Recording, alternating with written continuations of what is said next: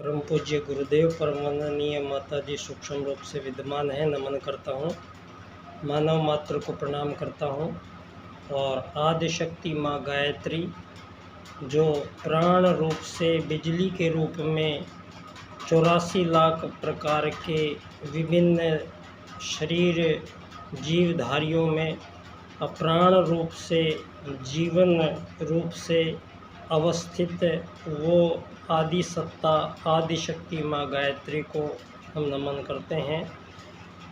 दोस्तों, सवाल और जवाब मानव का स्वभाव है और मानव का ये सवाल और जवाब के कारण मानव जाति आज तक धरती पर अपना अस्तित्व बचाए हुए है। दोस्तों, यहाँ जब भी मानव आते हैं तो प्रारंभ काल में छोटे बच्चे होते हैं, कुछ समझ में आता नहीं, इतना अज्ञानी होता है मानव का बच्चा कि उसको आग का और पानी का फ़र्क नहीं पता होता है।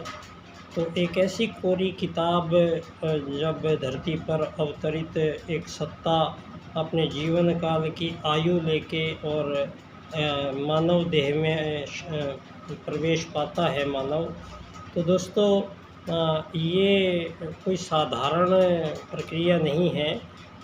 बड़ा ये जो कर्मों का विधान सृष्टि में है, जो यहाँ मानव को ये जीवन और मरण के बीच का जो समय मिलता है, ये बड़ा ही महत्वपूर्ण समय मानव को अपने जीवन काल में उपस्थित होता है। दोस्तों,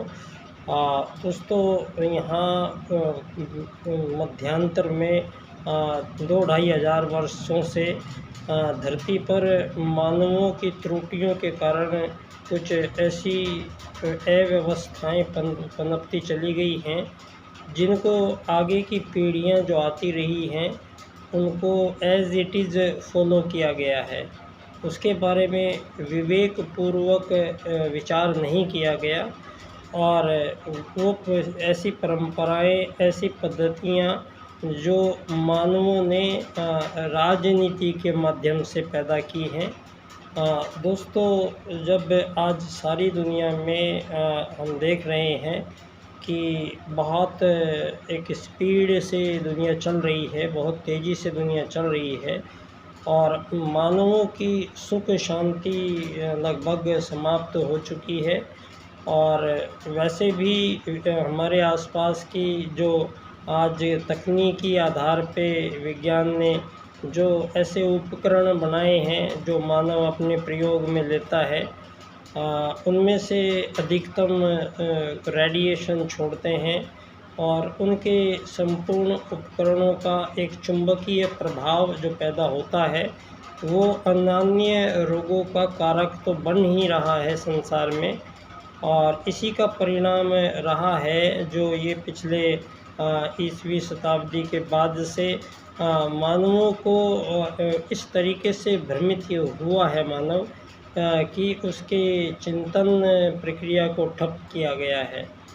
दोस्तों, यहाँ युद्ध देखा जाए तो ये युद्ध प्रारंभ काल में धरती पर जब मानव आए तो मानवों के बीच में कोई युद्ध नहीं था। तो ये जब प्रथम मानव धरती पर आए तो उनको एक विशेष उद्देश्य मानव को यहाँ दिया गया है, एक दुर्लभ अवसर दिया गया है। उस दुर्लभ अवसर का वो लाभ हमारे आदि पूर्वज, आदि पिता जो धरती पर प्रथम मानव आए हैं, वो इतने सर्वश्रेष्ठ स्तर के लोग आए थे कि उन्होंने यज्ञ प्रक्रिया का एक जन्म दिया, यज्ञ प्रक्रिया को, और मंत्रों का सृजन किया और उसमें अपनी चेतन सत्ता अपनी आत्मा में अवस्थित होकर और योग मार्ग द्वारा, भोग मार्ग में मानव जाएगा तो ये वहाँ नहीं पहुँचेगा जहाँ उसको जाना है, तो पहले से ही निश्चय किया गया। तो योग मार्ग का पथिक वो प्रथम मानव थे और यम नियम आसन प्राणायाम प्रत्याहार धारणा ध्यान समाधि ये उनकी वैज्ञानिक एक प्रक्रिया थी जिसके माध्यम से उस समय के वो प्रथम मानव अपनी मृत्यु को भी जीत लेते थे और इच्छा मृत्यु प्राप्त कर लेते थे। वो इतने सर्वश्रेष्ठ उच्च कोटि के वैज्ञानिक जिन्होंने पूरे ब्रह्मांड की व्याख्या उन लोगों ने की, और वो सुदूर ग्रहों पर की यात्राएं कुछ ही चंद लम्हों में करने की अति श्रेष्ठ वैज्ञानिक प्रक्रिया। और दोस्तों, ये ऋग्वेद में ये वर्णन आए हैं कि उस समय जब आर्यों के ऊपर अनार्य जब आक्रमण होने लगे, तो यहाँ पर किस प्रकार से वो सतयुगी जो व्यवस्थाएं थी उनमें जब त्रुटियां पैदा हुई, तो दोस्तों ये त्रुटियां आहार के कारण हुई हैं। मानव ने जब मानव को सात्विक अन्न ग्रहण किया, तो जैसा खाएगा अन्न वैसा बनेगा। मन की सिद्धांत से मानव ने दोस्तों, मानव का और खाद्य पदार्थ का इतना गहरा संबंध है कि जब माता जो खाना बनाते समय उसके मन में जो विचार आते रहते हैं, तो उसके वो विचार उस जो भोजन बन रहा है उस भोजन में भी उसके विचार की पॉजिटिव और नेगेटिविटी उस भोजन में आ जाती है।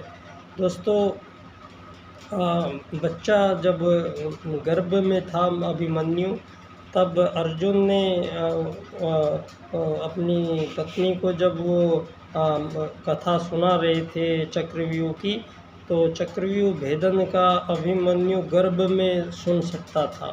तो ये जो गर्भ में सुन कौन सकता था दोस्तों, वो एक ये इसी बात से आज सारा संसार भ्रमित है। और आज इस समय पर राजनीति ने जो सबसे ज़्यादा गड़बड़ हुई है। तो दोस्तों, आज ये भी हमें समझने की ज़रूरत है कि ये जो राजनीति आई है तो इसको क्यों बनाया गया है, और राजनीति का मतलब मकसद क्या है। इन सब बातों पर आज विचार करना ज़रूरी हो गया है, क्योंकि सारी दुनिया में जो सरकार नाम की चीज़ चल रही है, पहली बात तो इनमें जो लोकतंत्र कहा जा रहा है, तो किसी भी देश में 60-70% से ज़्यादा अधिकतम है ये तो इतना ही एवरेज लोकतंत्र में लोग वोटिंग कर रहे हैं। आज तक इनके 150-200 साल के इतिहास में 60-70% लोग ही वोटिंग करते हैं लोकतंत्र में।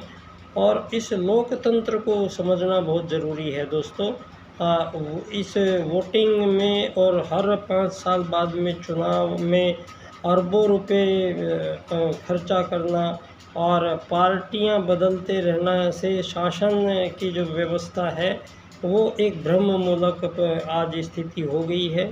और संपूर्ण मानव जाति आज युद्ध के मुहावने पे सारा संसार खड़ा हुआ है, और आपसी प्रतिस्पर्धाओं में इतना मशगूल है कि चीन ने कोरोना वायरस बना के और दुनिया में जो छोड़ा, तो वो युद्ध का एक नया प्रकार था।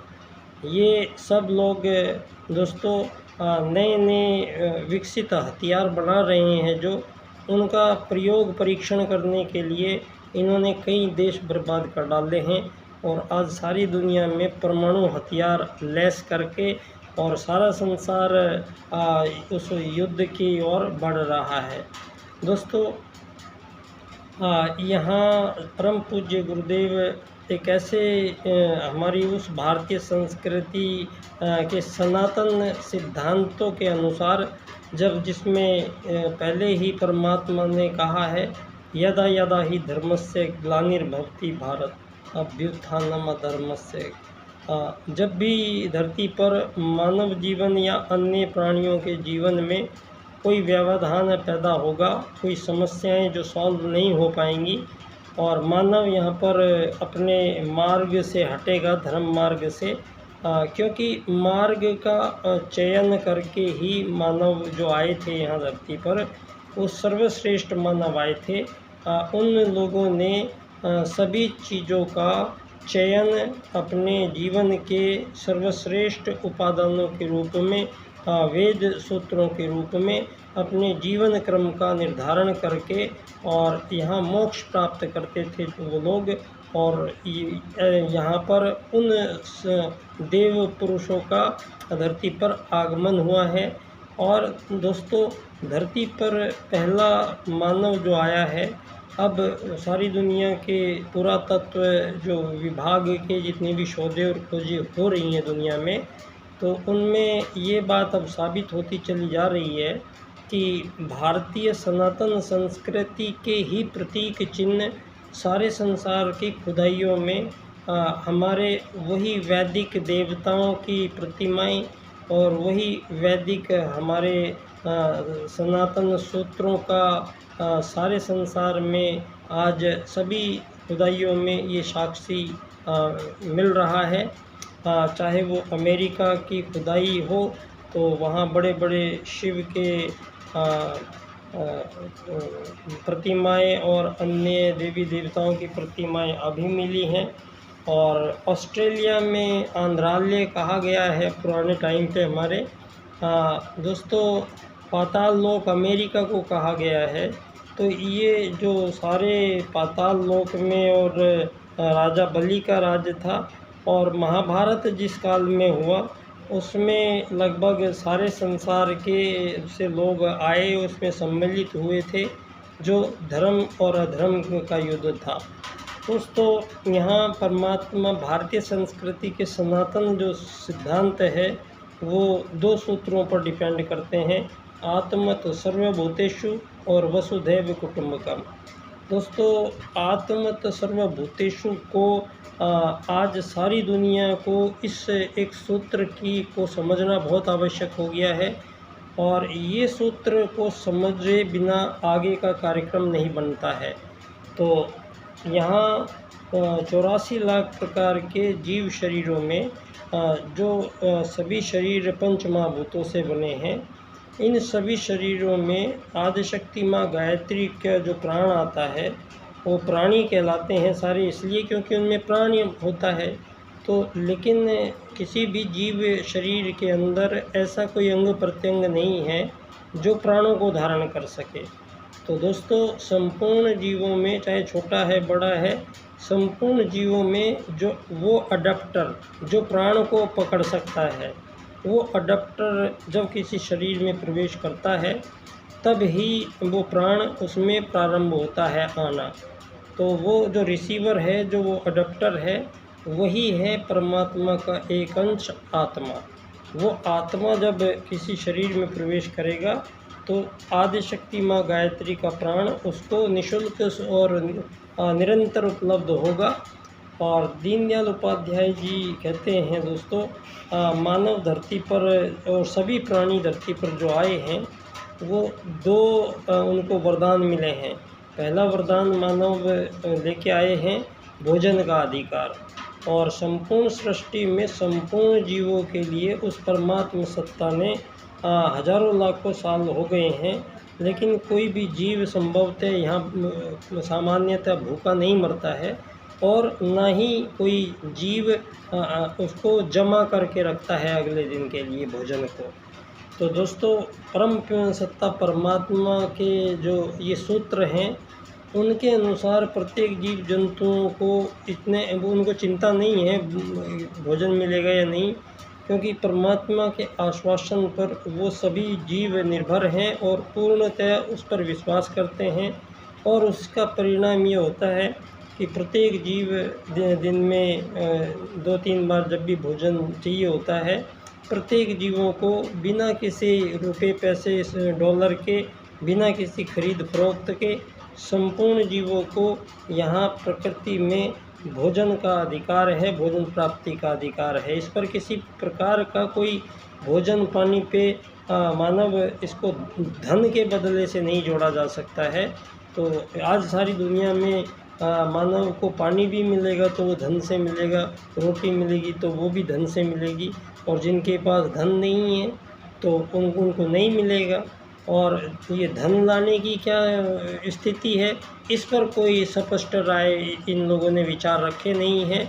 और कैसे भी हो, साम दाम दंड भेद प्रकारांतर से मानवी शोषण करो, वध करो, ईर्ष्या द्वेष संघर्ष करो, मानवों को एक दूसरे से उनकी हत्याएं करो, प्रतिस्पर्धा करो मानवों से, तब आपको जाके आपके रोटी कपड़ा मकान की व्यवस्था होगी।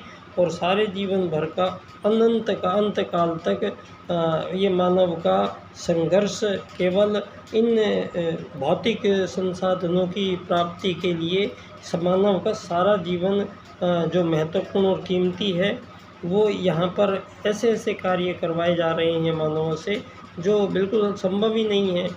यहाँ परमात्मा ने जब आत्मत सर्वभूतेषु का सिद्धांत जो सारे संसार के सभी जीवों को दिया है, तो इसका वो सभी जीव पालन करते हैं। और किसी भी एक जीव की प्रजातियों में आपस में उनमें किसी भी प्रकार के आज़ादियों की लड़ाइयाँ लड़ने का कोई विधान नहीं है। दोस्तों, चिड़िया से चिड़िया कभी आज़ाद हो नहीं सकती है, मधुमक्खी से मधुमक्खियाँ आज़ाद हो नहीं सकती हैं। कोई भी जीव झुंडों में रहते हैं, सभी जीव, ये वसुधैव कुटुंबकम का उनका क्षेत्र है। और कोई भी जीव अकेला नहीं रह सकता है, तो आज़ादी का प्रश्न नहीं उठता है। और यहाँ मानवों के साथ पिछले हज़ारों साल से यहाँ आपस में ही मानवों की आज़ादियों के लिए लड़ाइयाँ चल रही हैं, जो कदापि नहीं हो सकता। जो काम धरती पर, उस काम को मानव करते चले जा रहे हैं और अब नहीं कर पाएंगे, क्योंकि अब ये युग परिवर्तन काल है। अब जो मानवीय गलतियाँ आप हज़ारों सालों से करते आए हैं, उनको अब आज का मानव आगे दोहराने के लिए तैयार नहीं है। इसलिए एक ये समुद्र मंथन का कार्यक्रम उसी परमात्मा सत्ता जो प्रथम बार भगवान श्री राम के रूप में अवतार प्रक्रिया का यहाँ पर पहला पड़ाव आया। और धरती पर भगवान श्री राम केवल यहाँ पर जब गड़बड़ किस कारण हुई, वो गड़बड़ सबसे बड़ी थी। उस गड़बड़ को सबसे पहले ठीक करना अनिवार्य था, नहीं तो सृष्टि आगे नहीं बढ़ पाती। वो था दोस्तों, स्त्री और पुरुष के बीच के रिश्ते क्या होने चाहिए, कैसे होने चाहिए। तो यहाँ योग में जीवन है, भोग में जीवन नहीं है। यहाँ एक राम के साथ एक सीता आजीवन है, और पुनर्विवाह नहीं है, और कोई तलाक पद्धति नहीं है। और एक स्त्री एक पुरुष विवाह के पश्चात ही यहाँ पर साथ रह के वही केवल संबंध बना सकते हैं। अन्यथा बिना विवाह के यहाँ कोई संबंध नहीं बना सकता था। और आज उल्टा हुआ है उसके। आज सारी दुनिया में अभी सुप्रीम कोर्ट के आदेश के अनुसार वैवाहिक जीवन के पश्चात स्त्री और पुरुष अन्य कितने भी लोगों से शारीरिक संबंध रखें, तो उनको ये सुप्रीम कोर्ट कह रहा है। तो ये तो उल्टा हमें किस मार्ग पर लेके जा रहे हैं। ऐसे निर्णय दिए गए हैं जिससे यहाँ पर व्याभिचार पनपे। और ये व्याभिचार इतना इम्पोर्टेंट शब्द है भारतीय संस्कृति के लिए। उसी भारत के सुप्रीम कोर्ट ने अपनी कानून की किताब से इस व्याभिचार शब्द को निकाल दिया गया है। और पूरे भारत में सारे आँख मूंदे बैठे हैं, कान फूटे पड़े हैं, कोई एक शब्द किसी ने बोला नहीं है। और हमारी भारतीय सनातन संस्कृति का सबसे महत्वपूर्ण पड़ाव यही है, व्याभिचार नहीं होने दिया जा सकता। और उसी की स्थापना के लिए धरती पर परमात्मा पहली बार भगवान श्री राम के रूप में आए, और उन्होंने यहाँ स्त्री और पुरुष के बीच में एक मर्यादा की स्थापना की। दोस्तों, यहाँ ये मर्यादा जो शब्द है, इसी की स्थापना करना सबसे पहले ज़रूरी है धरती पर। उसके बाद ही अन्य बातों पर विचार किया जा सकता है। तो आज दोस्तों, अब जो ये परम पूज्य गुरुदेव का ये जो सतयुग की वापसी हो रही है धरती पर, तो इसमें मानवों के द्वारा यहाँ पर आके धरती को खरीदना, बेचना, एक पक्का मकान बनाना, बिजली के बिल भरना, बच्चों की फ़ीस जमा कराते रहना, दहेज इकट्ठा करना, उनकी नौकरियों के लिए, उनके स्कूटर मोटरसाइकिल के लिए मानवों को ये जो जिम्मेदारियां ऐसी बनाई गई हैं कि रोटी कपड़ा मकान में ही अब उसके जीवन को खपाया गया है। तो अब यहाँ जब युग परिवर्तन हो रहा है तो इस बार दोस्तों आत्मत सर्वभूतेषु जो सूत्र है वो विश्व की राज्य की नीति में प्रस्तुत होना है। तो ये कार्य परम पूज्य गुरुदेव के निर्देशन में पंडित दीनदयाल उपाध्याय जी, जिन्होंने भारतीय जनसंघ की स्थापना की थी अखंड दीपक को साक्षी बनाकर, और पंडित दीनदयाल उपाध्याय जी ने विश्व राजनीति के सम्मुख अपने 4 महत्वपूर्ण सूत्र जो रखे हैं, उनसे दोस्तों इस विश्व को एक नई राजनीतिक व्यवस्था का निर्माण यहाँ संपूर्ण विश्ववासियों को प्रस्तुत किया जा रहा है, जिसमें एक ऐसा जीवन दर्शन होगा आगामी विश्व में। यहाँ ना कोई अमीर होगा, ना कोई गरीब बनेगा, ना कोई मालिक होगा, ना कोई नौकर होगा। ये सब बनने बनाने की आवश्यकता नहीं रहेगी। धरती पर मानव को कोई ज़मीन खरीद कर मकान बनाने की आवश्यकता नहीं रहेगी।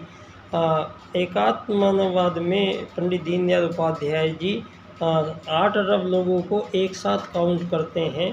तो सबसे पहले आत्मा जब माने जाओगे आप, जब आपके शरीर की आवश्यकताओं की जो जिम्मेदारियां हैं वो आपकी पहले पूरी की जाएंगी। सारी की सारी जिम्मेदारियां 8 अरब लोगों के संपूर्ण जीवन में जो भी आवश्यकताएं हैं वो सारी आवश्यकताएं पहले मानव को निःशुल्क प्रदान होंगी, और माँ बाप की सारी जिम्मेदारियां बच्चों के प्रति और बच्चों की जिम्मेदारियां माता पिता के प्रति सबको ख़त्म किया जाएगा।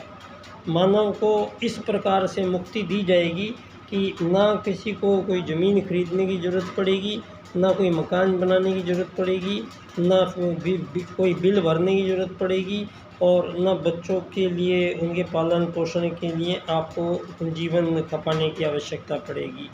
तो एक ऐसी सर्वश्रेष्ठ राजनीतिक दर्शन का आविर्भाव जो हो रहा है वो पंडित दीनदयाल उपाध्याय जी के 4 सूत्र हैं। उनकी व्याख्या इस क्रम से होगी: आर्थिक लोकतंत्र द्वारा अर्थायाम आधारित एकात्म मानववाद की स्थापना से अंत्योदय की प्राप्ति हम करेंगे।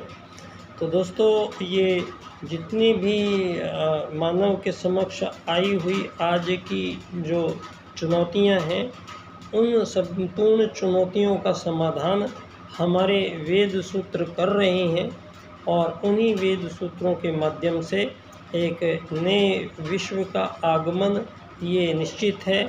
उस महाकाल का जो कॉल है, उसकी पुकार है, जो महाकाल का जो उद्घोष है, महाकाल का जो संकल्प है, वो तो पूरा होके ही रहेगा। और संपूर्ण मानव जाति के लिए दोस्तों यहाँ 2 भाग है, एक है धर्म क्षेत्र का, एक है राजनीतिक क्षेत्र का, क्योंकि राजनीति का प्रारंभ काल भी भारत से ही मानव को हुआ है। और आज ये सारी दुनिया को ये कुछ बातें समझानी बहुत ज़रूरी है दोस्तों, कि अब ये बात सिद्ध हो गई है कि धरती पर प्रथम मानव भारत में उत्तराखंड क्षेत्र के नीचे के भाग में आया मनु, और मनु का जो परिवार बसा वो आर्यों का परिवार था, और वो आर्य यज्ञ विद्या के महान ज्ञाता थे, और संपूर्ण ब्रह्मांड पर वो यज्ञ पद्धति के माध्यम से सबके साथ संपर्क और सबको हर प्रकार की समस्याओं से बचाने का एक सूक्ष्म विधान विज्ञान ये प्रथम भारतीय जो धरती पर आए आर्य लोग, उसी समय ये इस विधान से कार्य करते थे। ये जो आज विश्व में इन 2000 सालों में आज मानवों को जो पढ़ाया जा रहा है कि एक कोशिकीय जीवों से बहुकोशिकीय जीव बने हैं, और मछली से बंदर बने हैं, फिर बंदर से इंसान बने हैं, तो ये जो अवधारणाएं हैं ये तथ्यहीन है और ये बरगलाने वाली है, और आज ये खुद ही झूठी पड़ गई हैं, क्योंकि अब ये नासा की प्रयोगशाला ही भगवान श्री राम के अस्तित्व को सिद्ध कर रही हैं।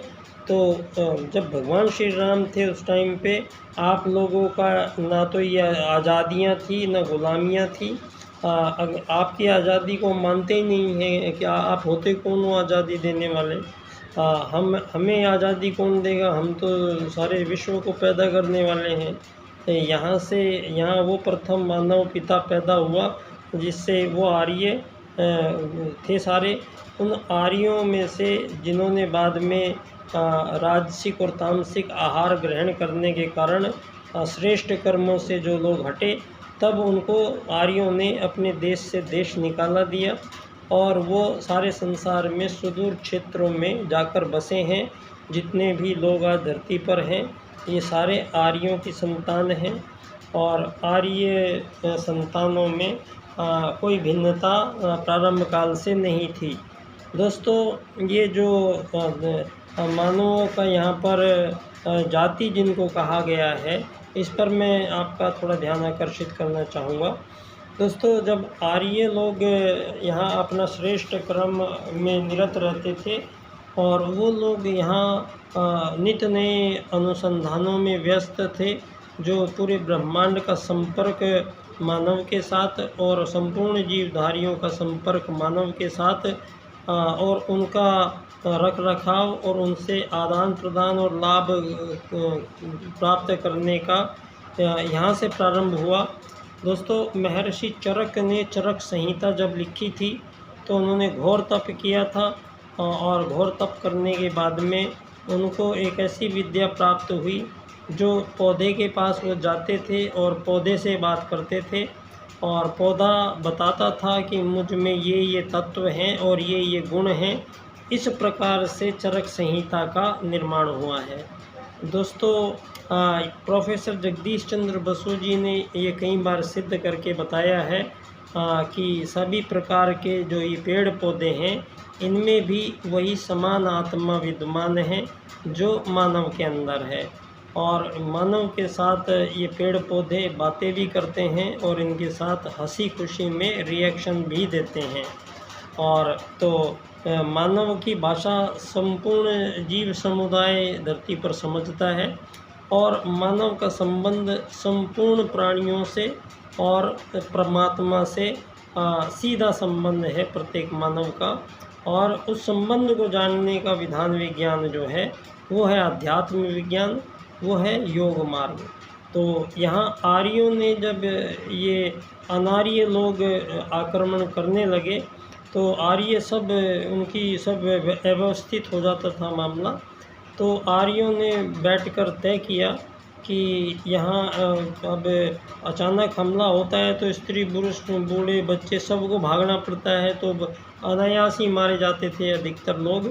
तब आर्यों ने तय किया कि जो मोटे ताजे हष्ट-पुष्ट लोग हैं, जो निर्भीक लोग हैं, उनको केवल युद्ध कला का प्रशिक्षण देना पड़ेगा। वो उनको केवल युद्ध करना सिखाना पड़ेगा, ताकि जो भी आक्रमण हो तो और सब अपने अपने काम में लगे रहें, और युद्ध के लिए केवल वो टोली जाए जिसको क्षत्रिय कहा उन्होंने। और आर्यों ने कहा जब जो लोग बुद्धिमान हैं, जो बच्चों को आगे के भविष्य के लिए तैयार कर सकते हैं, उनको वेद वाणी के अनुसार ज्ञान विज्ञान उनको देंगे, ऐसे लोग चाहिए, वो लोग ब्राह्मण कहलाए हैं।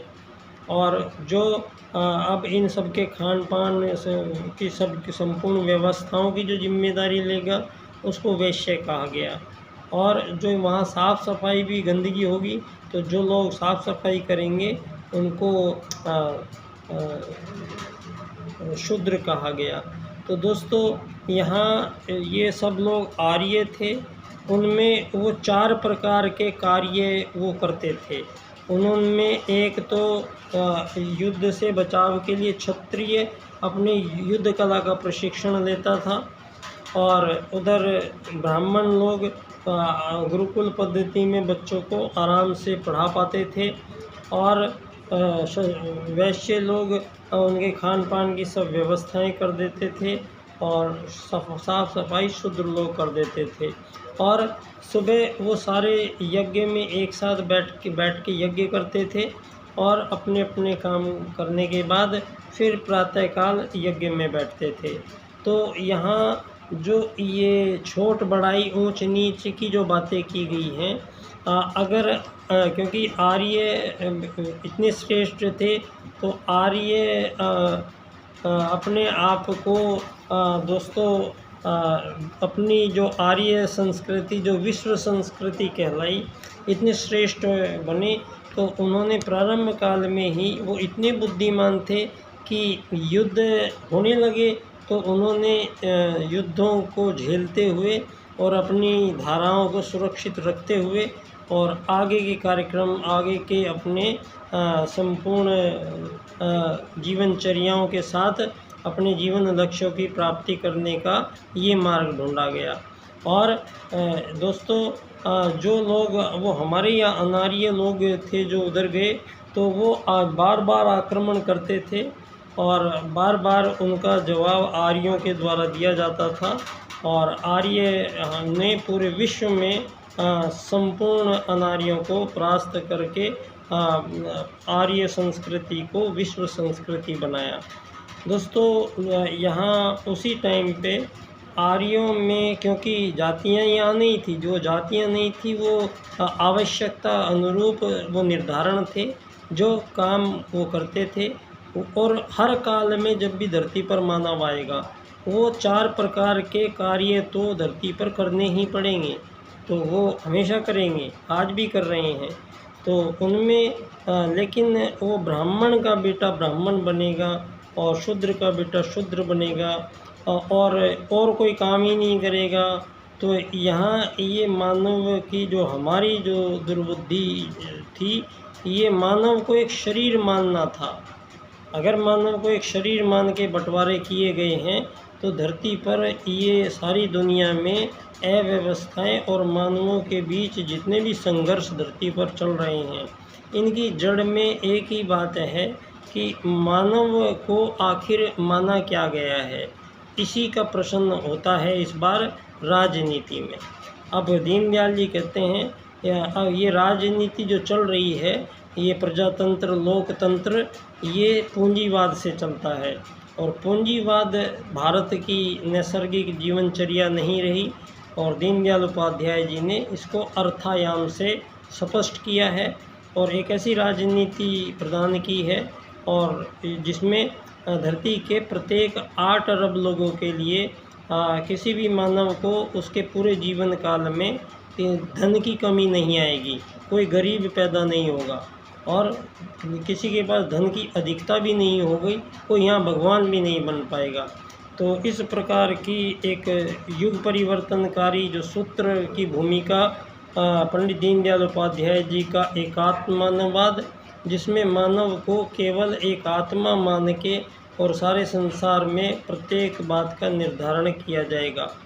और दोस्तों आत्मत सर्वभूतेषु के सूत्र को इस बार परम पूज्य गुरुदेव ने राजनीति में स्थापित किया है।